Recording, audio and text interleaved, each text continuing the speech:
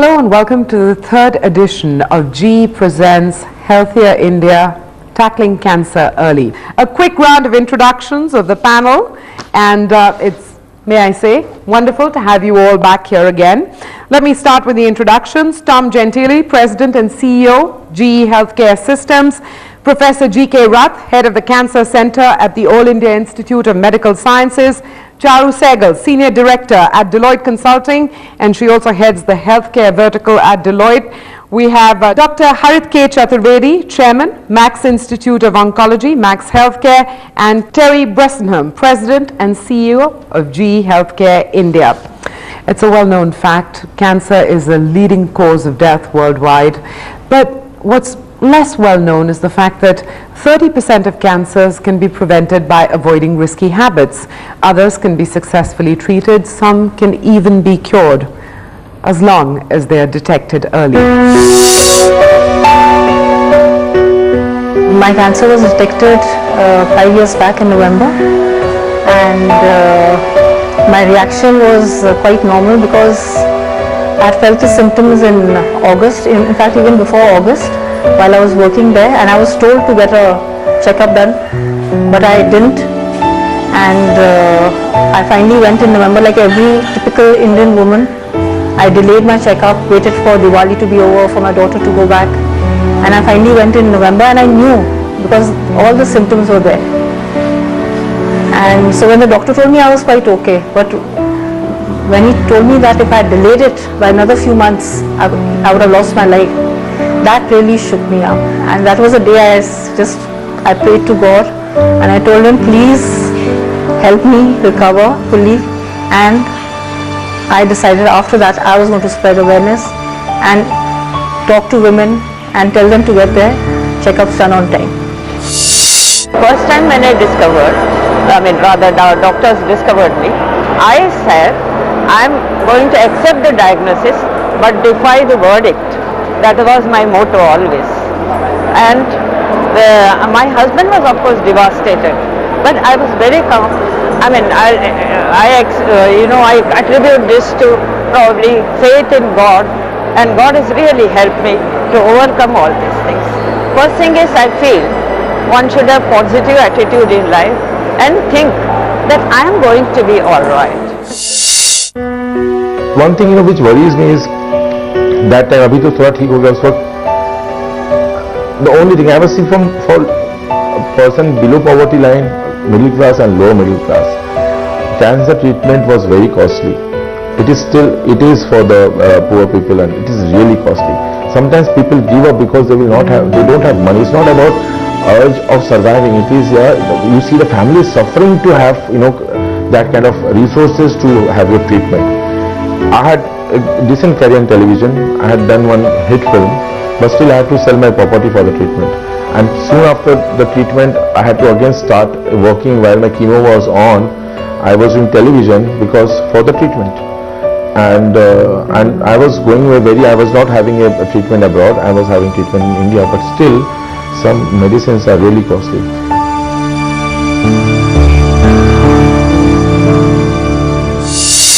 I think the survival stories that we hear about, those are having a huge impact on breaking stigma. Till about 5 years ago, you only heard about people dying of cancer, and now you have so many stories of survival. I think that is going to be a huge boost to people wanting to come and sort of try and do detection earlier.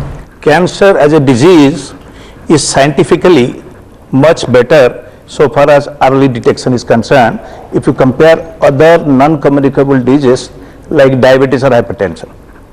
Diabetes is not preventable, diabetes is not curable. You have to live with it, but you can manage it. Blood pressure is not curable, you have to treat the whole life, and it's not preventable. But cancer, 70% is preventable and 70% is early detectable. So what a beautiful approach, and what a scientific thing which is existing in this world. How can you do it? Well, some pieces of the puzzle are falling into place. Awareness for one, technology for another, but I think there's much greater scope for collaboration to really bring down the costs of cancer care in India.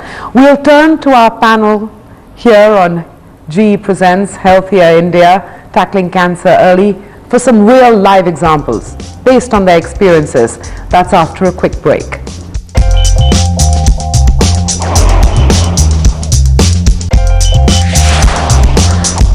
Welcome back. You're watching GE Presents Healthier India, Tackling Cancer Early, the third edition of this series.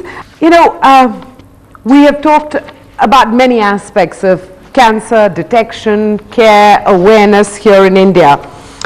But Tom, before I look at real examples of collaboration that have yielded results here in India, a very straightforward but tough question to you. What's the exact role that you'd like the government of India to play? Well, the government can play a number of very positive roles. One is certainly funding, and that is always useful. And not just funding equipment or funding centers in rural population areas, but funding research to understand how the technologies apply here in India. That is vital.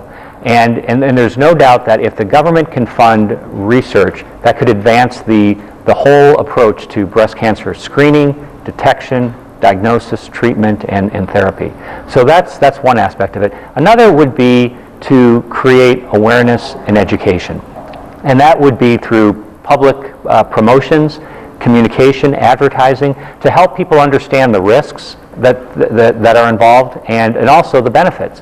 The other thing the government can do is put in place guidelines for how cancer is treated in India. So it's the procedures and the protocols for if this, then what? And in other countries, there are very prescribed guidelines for how a woman goes through the continuum of care based on her physiology, her risk factors, and her type of disease. And that involves not only diagnostics, but it also involves therapy and monitoring. And so that's a fourth area that the government can really focus on is guidelines. Okay, I'm going to come back to partnerships. Public-private partnerships, private-private partnerships, and I'd urge you to share examples of what you have seen, whether they're in the public-private category, Professor Rath, or private-private category, as I'm sure both Dr. Chaturvedi and Terry have encountered. Professor Rath. I'll just try to reiterate what Tom told just now and start with the last point, that is making the guidelines. In fact, government has exactly done that through the Indian Council of Medical Research. It has already formed 23 teams of oncologists concentrating on 23 different malignancies, and you will be surprised to know that 12 of these guidelines are already in the website. I happen to be the chairman of the overall committee, and the remaining 11 are going to be completed very soon. That's good. Regarding the other points what he told, because that's very important to have the national guideline. Number two, to have focus on teaching and research, certain institute like mine, All India Institute of Medical Sciences, or the Postgraduate Institute in Chandigarh, their aim is teaching, research. And of course, patient care is the aim. But unless we have this aim of producing specialists, having research on areas where it is our problem, like tobacco-related cancer is our problem. So government is concentrating on that also. Okay, but I'm going to steer you back towards partnerships. And give me examples right here in Delhi. Have you seen enough examples of public-private partnership when it comes to cancer care, more affordable cancer care? Right. There are a lot of examples of public-private partnerships, not only in cancer care as a treatment. Cancer care is from, prevention, early diagnosis, management, and of course palliative care. And here we have collaboration with many NGOs so far as early detection and prevention is concerned.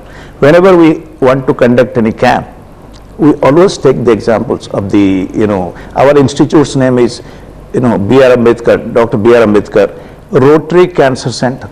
The Rotarians are part of our institute, and they help us in organizing camps, in helping us in treatment of patients who cannot afford, say, costly chemotherapies. They do that. Secondly, government also enters into public-private partnership in those areas, in those places where the particular government institution cannot, say for example, go for certain technology. They join hands together to have a private partnership and a public partnership for the best benefit of both. Terry, I read of what GE has done, for instance, to get around the high cost of molecular imaging centers. Not all our viewers are familiar with what GE facilitated. So describe it to us, because I think that falls in the category of private partnership. Well, when you have a technology such as PET, which is one of the most useful tools you could have for cancer care, but it's expensive. It's also a pretty sophisticated approach to doing imaging. So what we've done is partner with other private providers in the space of cancer care, both using our financial resources to help offset or help to share the risk of the financial risk of investing in that, but also adding our expertise. So whether that's bringing our folks from our global research centers or bringing the people from inside of India, our team here. But we know that a certain amount of investment has to be made in partnerships that allow for the critical mass to get developed. Because being first in these areas is usually the hardest group to be. So we're looking at it both in a financial investment and sharing the risk of financial risk, if you will, but also helping to bring the expertise that we do have across the world to come to bear to India. Dr. Chaturvedi? I think this is my favorite topic, if I can put it. Collaboration. Well, good. Then I'm going to turn to you for a long list of examples. So it's not just about examples, as he said, that financial funding is one part of it, collaborating to put in equipment and all that, but actually sharing knowledge is a very critical way of collaboration. If you look at research in last 2 decades, you see biology and mathematics coming together, mathematical models being used to explain cell cycle and things like that. So it is the turning thing in this history of science, if I can say. This is what is happening in the last 2-3 decades, and this is what will bring it to the next level of human care, beyond cancer, beyond everything. Now if you talk about specific examples, NGOs, not just about camps, not about this, just even funding people. We see so many poor patients, we just have a helpline number, we talk to XYZ and we get a support that, okay, we'll fund this amount. What is the hospital doing? So hospital puts in X amount. So we put in together to take care of that individual. That is at that level. Multi-centric trials. Initial trials were taking 10, 12, 15 years to really give good, decent results to get that number of patients. Today, no trial is single issue trial. We all join hands. So in Delhi, you have 15 centers. We join hands together. This is a question in our mind. Let us put our patients together, get an answer to this question. So such things are happening, and a lot more to happen. And okay, and I'm trying hard not to be skeptical, because I'm assuming that there are a lot of things happening. I think the frustration is always huge problem is, are the solutions and the collaborations and the partnerships keeping pace with the enormity of the problem? So take that bird's eye view, Charu. I think the government has realized that cancer is a public health problem, and just in 2010 we lost 18 million productive years to cancer, both from disability and death. So once the recognition is there, I think action follows. And in terms of, I think some of the examples that we've heard, I don't want to repeat them, but I think there's collaboration happening in the space of education, in the space of just providing care, in the space of health financing, because that's a huge burden. So if there are innovative insurance schemes which are coming up, where the government is willing to sort of insure some of its people to be treated in private sector, that is also a collaboration. And I think again NGOs, I think it's a very, very important piece in this whole collaboration. And I think in fact before the private sector and the government really jumped into it in a big way, it was the NGOs. There are a lot of charitable hospitals, non-profit, not-for-profit hospitals doing excellent work. So I think the stage is set, and I'm quite positive about some of the stuff that's happening. Well, on that note, I'm going to take a break, because I'm going to add another dimension to collaboration, which is collaboration between countries. And let me lift or borrow heavily from GE here, because you're doing R&D work here in India, which could, apply easily elsewhere in the world. That and much more when we return after this break.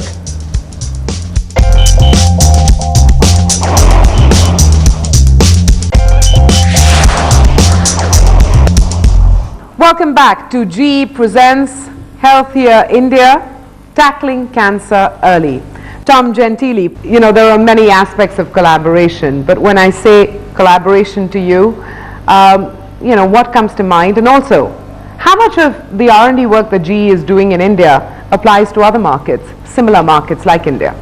Well, it applies quite a bit. we have over 1,600 engineers here that do research for all of our different modalities in GE Healthcare, from MR, CT, PET, X-ray, and we exchange ideas constantly. We travel back and forth to the different centers. We have people on telepresence and they communicate. But one of the things that we have done to encourage collaboration is we have a connect strategy approach. And what I mean by connect is what we do is we try to, for a particular disease state, look across the whole continuum of care. So screening, diagnostics, staging, treatment, and monitoring. And we look at all of the different types of solutions that GE has: hardware, wetware, software, and service solutions. And we talk about how do those things deliver better outcomes. And in breast cancer, for example, we have over 14 different hardware and software and wetware products that are associated with breast cancer care. And we look at how each of those fit for a patient as they go through that continuum of care based on their unique circumstances. And one of the things that we've done to take that out into partnerships with actual healthcare providers is we've run what we call intact medical advisory boards. And so we hold a session, we call it a workout, where we bring together the radiologists, the pathologists, the medical oncologists, the surgeons, and the radiation deliverers. And we sit down and we actually walk through the process. We talk to patients and we say, where could we improve? What sort of IT tools do we need? What type of devices do we need? What type of process innovations do we need? What type of metrics and scorecards do we need in order to reduce the cycle time of each step and reduce the overall throughput, reduce some of the things like recall rates, but also improve the ultimate outcomes? And what we have found is that those are very effective. A technology that people are using in many places is called the tumor board. And the idea there is collaboration. This is like a tumor board on steroids. It's bringing everybody to look not just at the results of the various imaging and lab reports, but to look at the whole process. But the tumor board itself is important because you bring all of these different perspectives to bear to look at a cancer which is very heterogeneous and come up with the best solution for that cancer and for that patient. Well, let's just pause there for a moment, because while we have all here on the panel talked about examples of public-private partnership, there are some more that we could add to that list. If you look at cities like Delhi, Bangalore, Mumbai, there is adequate cancer care facilities, maybe one can say even saturated. Whereas if you go a few hundreds of miles away, there are no treatment facilities available or very few and far apart. The only way we can establish good, robust system in these areas where there is much need is to have a good public-private partnership, where the government, as I articulated before, will come forward and give insurance coverage for the needy people. Thereby they can access this kind of good care at a low cost. And this is the only model, in my view, is workable. And this, using a hub and spoke model, we can clearly create high-end centers. Well, that's just one more example, the hub and spoke model. And I'm sure you're all, very familiar with that. But we're out of time. So essentially, one final thought from each of you on detecting cancer early, tackling cancer effectively, and of course, affordability always stays the bottom line in India when we're talking about cancer. So a final thought from each one of you. Dr. Chaturvedi, would you like to go first? Key is teamwork. Team is key is government also playing its role, private sector also playing its role, and bringing all this with one goal of taking care of the last person. And that is doable. I strongly believe that's doable. If you look at building, training people and putting machinery together, it's possible to reach out. Terry? You know, we're the company we've set as one of our primary missions to be at work with the Healthier India, and oncology being one of the pillars of that. And specifically about moving the detection from the late stage to the early stage. So we're looking at anything and everything that we can do to provide technologies that would help ensure people get detected as early as possible, where you have a better chance to survive and you have a lower cost to treat. Charu. I think it's continuing the multi-pronged approach and continued collaboration between various players along the continuum, and which includes the providers, the pharma companies, the medical device companies, the payers, insurance, financing. I think it has to be an integrated approach, and I think continue to give the positive messages and using media to both give messaging on prevention as well as on stories of having fought cancer. I think it'll go a long way. I feel along with technology, we require to give enough importance to the education and awareness. The reason being that, for example, in our institute, we can still accommodate 30 more mammograms in a week. Probably people are not coming because they are not aware that mammograms are useful. So the ownership, of course, lies with the oncologist, but the NGOs are also doing their bit, and this awareness has to spread a little more. Tom, final word from you. Well, early detection works. We've seen it. Screening has been successful. It helps reduce mortality. It increases quality life years. And so if we can encourage more screening, we can definitely deliver better outcomes. And I would also say we can reduce sleepless nights by improving the overall workflow. Once we detect a cancer, we have to be able to follow through all the way through to treatment and monitoring and survivorship. Reduce the sleepless nights, deliver better outcomes. On that note, thank you very much for joining us on GE Presents Healthier India, Tackling Cancer Early. Ladies and gentlemen, thank you for your time and for your insights and sharing patiently all that you have encountered in your respective careers with us. Thanks very much.